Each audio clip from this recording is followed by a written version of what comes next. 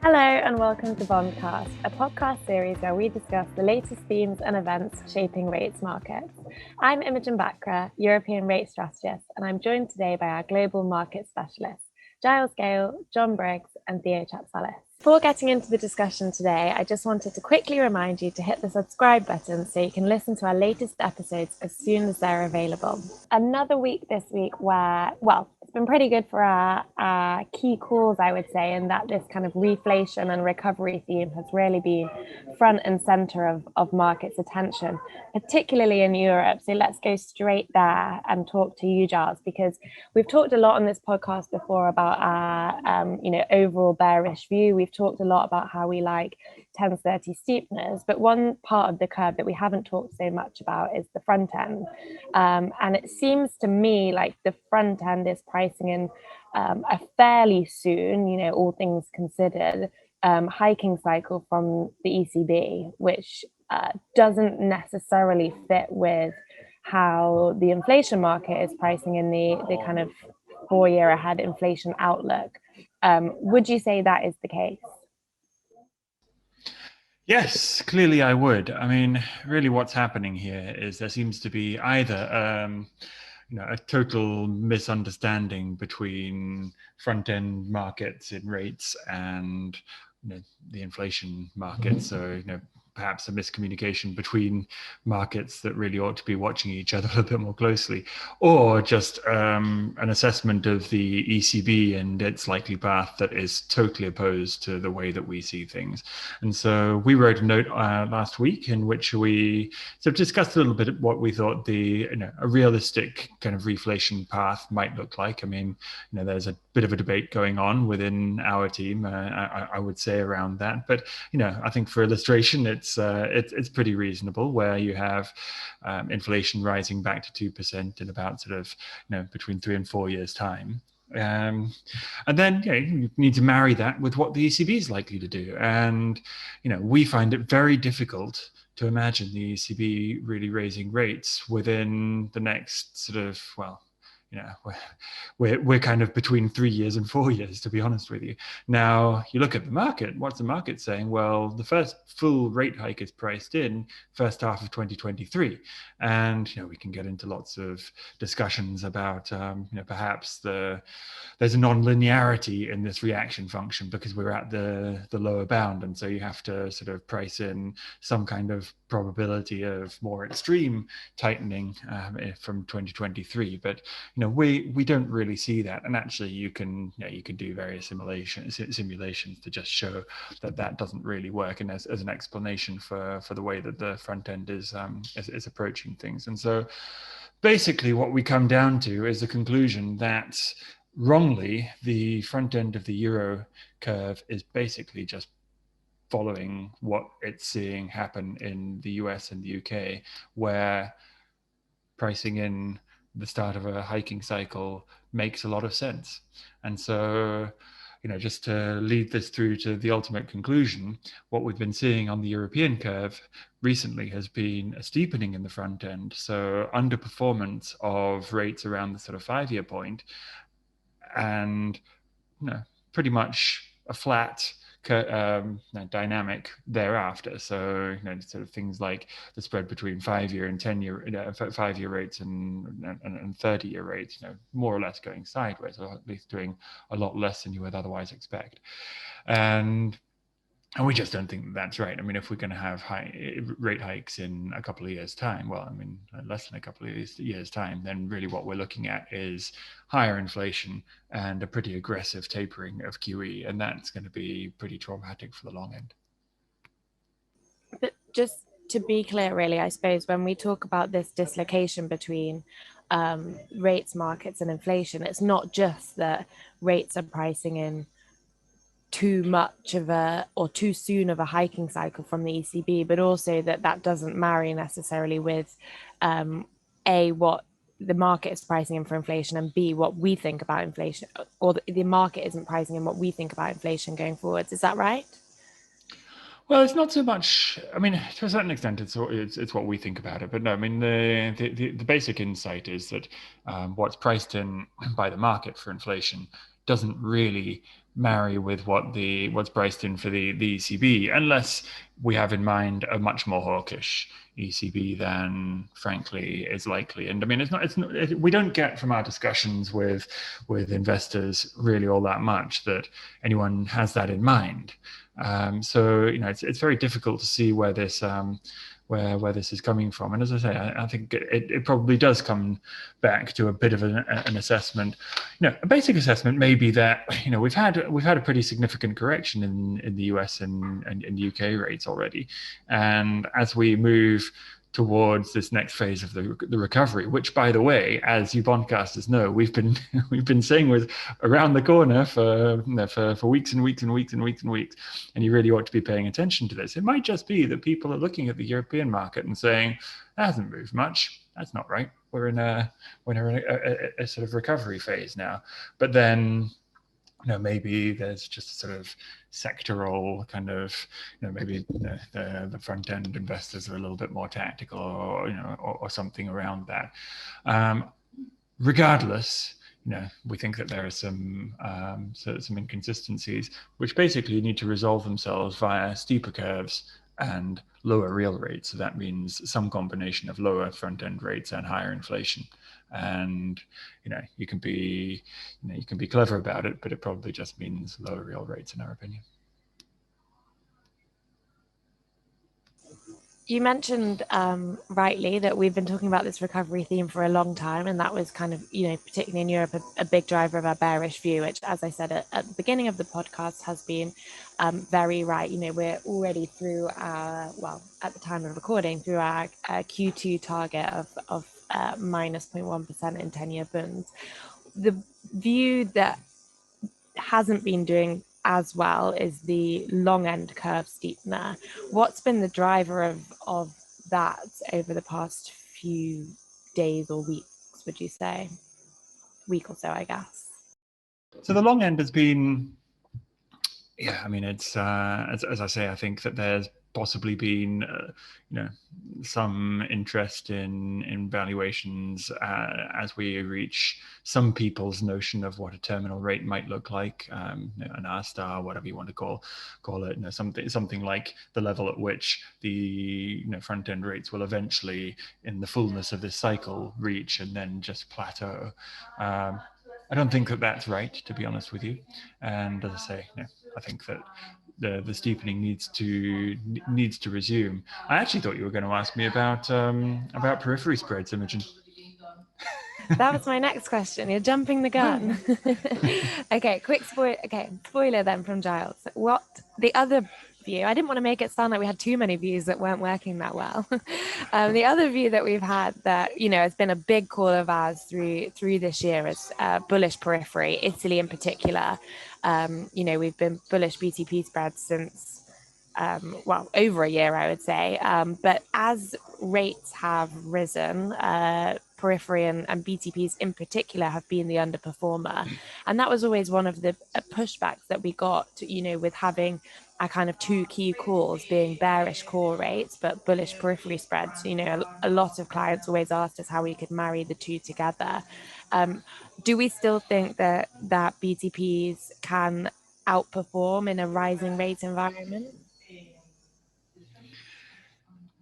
Yeah, well, you're absolutely right. I mean, that was something which was frequently raised as a potential inconsistency, and it seems to, in the short term, have been exposed as such, right? And I suppose, we do have to ask ourselves, whether we misjudged that. I mean, the way that we're looking at things still is that the positives for Italy and periphery overall, to be honest with you, are still clear there for all to see and haven't really changed, to be honest with you. And so, the question, I suppose, is, was there a positioning element that was that's been exposed? And I think that may have occurred. Nonetheless, as we look at the signals that we normally monitor, I would say that if anything, you would argue that the positioning is now in the other direction, and so then arguably a short base.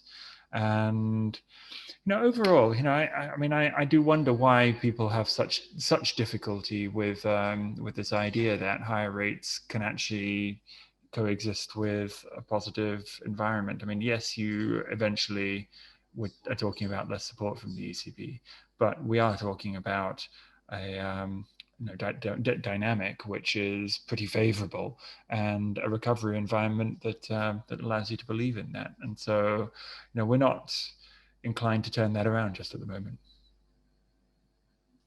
All right, well, let's hope the next few weeks bring better news for BTPs. I'm sure that's a topic we'll return to. Now, another topic which we've returned to over and over again, and I think is really the theme of the moment, is inflation, this time in the UK. So we're recording this on Wednesday, and we had inflation data out of the UK this morning. Can you just give us a run through of what that print looked like, Theo, and what, I guess, the drivers of that inflation print were? Because I suppose that's important at the moment. Absolutely. So we had a print that was very much reminiscent of the US print in the sense of strength. The RPI print that we had today, because this is basically what the market trades at, not CPI. The CPI print came broadly in line with expectations. The RPI print, for several technicalities, it was strong, and it was strong all across the board. Food inflation was substantially higher. By the way, restaurant inflation was not higher, so that catering component was not higher, but food inflation was substantially higher. We talk about housing, and housing has been very strong, so house prices, and that can be seen as a driver of higher inflation, with some technical factors that should have been expected. Motor fuel, for example, that was worth around 35 basis points. We had, clothing and footwear, which is, again, I mean, it surprised this time to the upside, but it seems that what we have is an index that has been supported higher from different items, but also the pattern, the seasonality, the behavior that we have been expecting as typical. Well, it's not so typical. So I mean, we did mention that there would be a change in seasonal patterns, but it's difficult to estimate them. And yeah, indeed, this time we got a significant change in some of the seasonal items, and that change meant that any weakness that was felt in February and in March, it showed up as strength in April. And this is really very, very supportive for the front end of the curve. So this is something for front end inflation. So this was a surprise, a significant surprise, and I think this will make a lot of investors revalue their framework in the UK. So does today's number give us much of a guidance or tell us much about price pressures kind of going forward? What's the read across for the market in terms of thinking about inflation over the next few months? Yeah, I think the message that we get is that, this print has been clearly strong, and because the strength is fairly broad-based, it's very difficult to dismiss it as an aberration, as a one-off, because it's one-off all across the place. In fact, you can argue that once we reopen in May, the May print will show additional strength in parts of the economy that have not reopened yet. So I think it points to higher inflation. What is very interesting is also that the market treats this as more an inflation story rather than a rate story. So there has not been any additional paying at the front of the curve. So we did well to take out those paid positions. So the front has not moved. Longer dated fixed income obviously is selling off, but if the market says to us that, okay, fine, listen, this is a moment where we just need to price in substantially higher inflation in the short term, because maybe your longer end is anchored, but the short end will have to be anchored at a very high level. And this is what's going on with the upcoming prints, which is, I think, something very important in the market, and it shows that the US have shown us the way, and the UK is pretty much following that way. It's still on track for 1% then in your 10-year gilt view, but think perhaps the front end has further to reprice. So a flattening are we calling for now? Well, I guess there's been substantial pricing already of hikes at the front of the curve. So what I would say is that the market prices in fixed income as cheaper 1%, we stick with that. We've seen some investors that have become more and more bearish. So the view of 1% doesn't seem so exciting. But also, to be fair, we are range bound since March.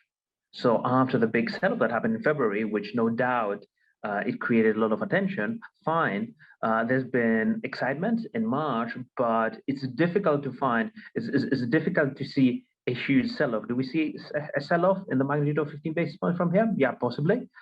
Do we talk about some flattening in 1030s? Yes. So this is something we see as possible. At the front end of the curve, and that too stands, for example, I think it will be difficult to see further flattening because we need to get clear guidance from the BOE that they are willing to tighten. So the message that we got this week from Governor Bailey is that they have a symmetric mandate. So they will not tolerate an inflation overshoot, but we also know that they do appreciate very much the steps that the Fed has taken in the past, which means that we need to actually see the white of the eye of the hike for those hikes that we already have in the price to be justified. Because mind also that some forwards, for example, the 4-year, 1-year forward is close to 90 basis points. So we do price in a significant amount of hikes. And to me, let's get one first, and then we'll talk about the others. So let's not just try to count out chicken before they hatch. All about the central bank reaction function everywhere then, isn't it? So I guess the other place where, well, the other big market that we talk about where it's clearly a big theme too is the US. And, we had another kind of busy week for data last week, John. I think since we've recorded this podcast, we had retail sales on Friday, which was a miss after, the big upside surprise to inflation. So how are you now thinking about this kind of mix of data that we're having? Are you seeing this as giving mixed messages, or what's your latest thoughts on that? Yeah, I think in the last Bondcast, we talked a bit about how the employment report, at least the weakness there, was more of a labor supply issue in our opinion. And that really does seem to be where most of the markets, come around. It wasn't about a loss of momentum in, on the growth side of the economy, because all the other data has been strong. You can argue that ISM at 60 is a slowdown from 65. That's still a pretty high number. And retail sales, yeah, missed on the headline, but there were some back revisions and stuff. And it still looks like a very strong launching off point, as we head into Q2. So, the growth side is I think less in doubt. The real question that's been going through people's mind is inflation. And, as Theo said, US leading the way, we had a very large beat in that CPI inflation number. And as these two misses have settled in, it's left a fair amount of people not doing much, not putting a lot of risk to work. And you can see that because 10-year yields have basically haven't moved, even if you include that CPI print in the last 8 days. They've basically been range bound. Although you have seen some movement in some of the short end forwards and the belly of the curve a little bit, not much, but 2-year, for example, which we like paying at 85 basis points, that's at 92 basis points. We're getting a little bit of movement, but a lot of that is, to be honest, following what's going on in Europe this week, where the leadership, at least in the bear moves, has taken over. But the conversations that I have had very much focused around, okay, well, yes, I'm an inflationist. I believe inflation's coming. The Fed's going to have to move. But I also recognize that given the mix of data and the Fed still sticking to its transitory, we might need to see another print or two. Or, I don't think this inflation print is, I do believe it's transitory. I'm aligned with the Fed on this, and I don't think it's going to be this strong going forward. And it's just bottlenecks related to the reopening. But I recognize that inflation markets are going to stay well priced for at least a few months, perhaps if not longer. So I can't really do anything there. So in a way, like a lot of the Fed speakers have said, we need to wait for more data. We believe it's transitory, but the employment report in particular took the June meeting off the table for us as far as signaling any taper. We're really in a little bit of a waiting period because it feels like people have their beliefs, and whether this data reinforced it or pushed back against it, there is a general sense that we need to see a little bit more information. Although underlying all of this is a general concern, which you're seeing in, come through in like equity markets, and certainly, the financial media is all over it, which, could make an argument that it's a local top, but, about wage inflation, about price inflation, about, the push through of all these supply bottlenecks, companies using it to raise prices, various companies raising minimum wage or offering bonuses to hire workers back. So there's a lot of kind of underneath context, and angst is too strong, but recognition that even for people who are not big inflationists like myself, that you have to handicap the chance that this could be a little bit different on the inflation side, even for longer and more durable process. But at the same time, even though I'm not a big inflationist, that also argues for or supports our argument that the market needs to handicap some potential that there are higher rate hikes in the out years, which is why we think that the pace to be short here is in the belly of the curve. But although we recognize that as we wait for this more data, we just might take another round of CPI and then see how the Fed responds in June before you get any major movements. So I guess that kind of leads on to a question that I'm sure you've probably been asked a lot over the past week, at least, if not longer. But how many inflation prints or how many months of data do we need before the Fed decides that this is or isn't transitory? What's the kind of distinction between transitory or not? Yeah, it's definitely a topical question, and I've even rephrased when people say to me, like, do you think we think we're going to get inflation? And I'll say, look, I'm to be honest, I don't know. This could be different. It might not be. But I think more importantly is how long will the market give the Fed a pass if we continue to see higher than expected prints? And in my opinion, I think so. If you look back to our original timeline, we'd always felt that the September meeting was a good base case for when the Fed would start signaling that in maybe December, but probably Q1, the Fed would start tapering, right? And that over the summer, the market would start thinking about it, and maybe we get some speeches. I don't think Jackson Hole's the right forum, but maybe your Claire to start to hint that this is coming, or Powell puts a speech at the New York Economics Club or something on the calendar where he starts hinting at it, because the talk to talk about it. So with that timeline in mind, I think it still lines up to answer that question, because I think we're on the employment side. If you believe that the expiration of unemployment benefits in September is going to be a motivating factor, meaning people aren't working because they're getting this checks, which I actually think combines with the fact that you're trying to get frontline restaurant workers back who earn a low wage, who are at risk from COVID and could be afraid of it, and are getting that benefits. Like, it feels like a lot of these jobs, it's not one factor, but a lot of them actually come to the fore. So even if it's a minor factor, and you think that, or if schools reopening provides you that daycare that you're not having over the summer or because of COVID, if you think that you need to get a job in September, I don't think you're waiting till September to start looking for it. So I think on the employment side, things should start opening up, or that labor supply should start increasing over the summer.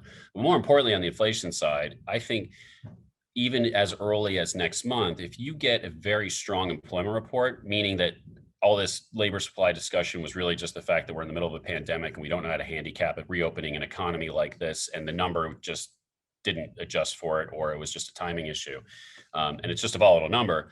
If we have a really strong employment report and then we have another CPI report that's strong, I think the market is going to start, testing the Fed a little bit.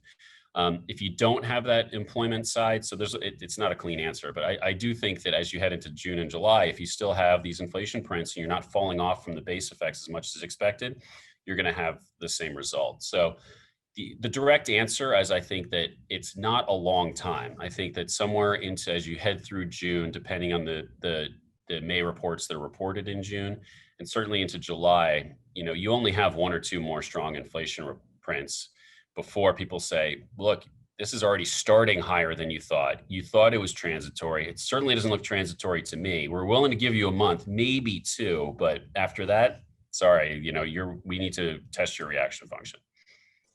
Yeah, that makes sense, I think. Well, all eyes on the data then for the next couple of weeks, it seems. So probably a busy few weeks ahead. Well, thank you everyone for joining me this week. And just a reminder to all the Bondcasters out there that if you liked today's episode, please hit the like button to show your appreciation and click subscribe so you can listen to our latest episodes as soon as they're available. Thanks again, everyone. See you next week.